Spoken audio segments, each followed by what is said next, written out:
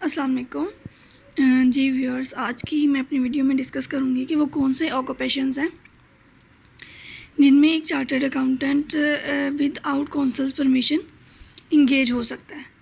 तो हम देख लेते हैं।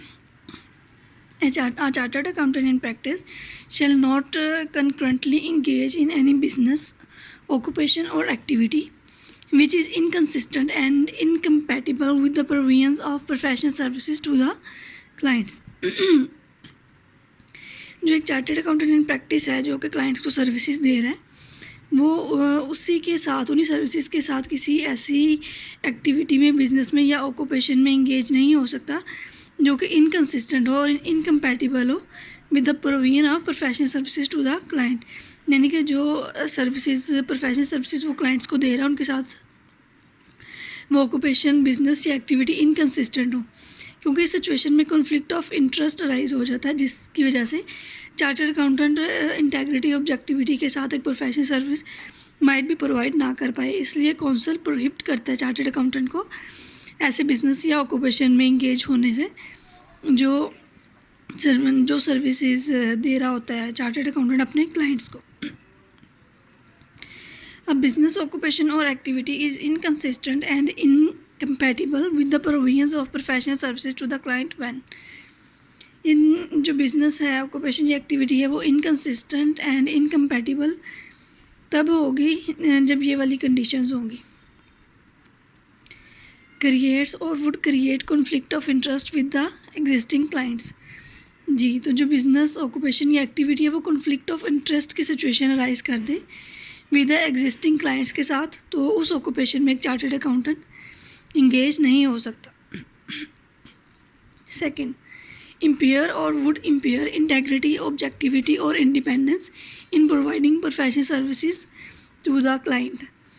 कि अगर वो ऐसे ऑक्यूपेशन में इंगेज है जो कि इंटेग्रिटी, ऑब्जेक्टिविटी और इंडिपेंडेंस को इम्पेयर करेगी प्रोफेशनल सर्विसेज देते हुए क्लाइंट को, तो ऐसे बिजनेस में भी इन्वॉल्व इंगेज नहीं हो सकता एक chartered accountant. Next one is impairs or would impair to material extent the ability to provide professional services to clients। जी, तो वो हम जो हमारा बिज़नेस हो उसकी वजह से चार्टर्ड अकाउंटेंट इनेबल हो जाए कि वो प्रोफेशनल सर्विस दे सके क्लाइंट को, तो भी ऐसे बिज़नेस में एक चार्टर्ड अकाउंटेंट इंगेज नहीं होगा। impairs or would impair the good reputation of the profession। जी, ऐसा बिज़नेस, ऑक्यूपेशन या एक्टिविटी के साथ में इंगेज नहीं हो सकता चार्टर्ड अकाउंटेंट जो कि प्रोफेशन की जो गुड रेपुटेशन है उसको ख़राब करे या उसको इम्पेयर करे।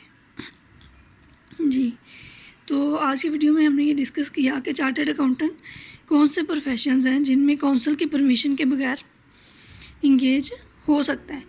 तो वो ऐसे ही प्रोफेशंस हैं कि जिस एक्टिविटी में अगर चार्टर्ड अकाउंटेंट खुद इन्वॉल्व होता है, तो वो जो सर्विसेज अपने क्लाइंट्स को दे रहा है वो सर्विसेज वो इंडिपेंडेंटली दे सके, इंटेग्रिटी और ऑब्जेक्टिविटी के साथ दे सके।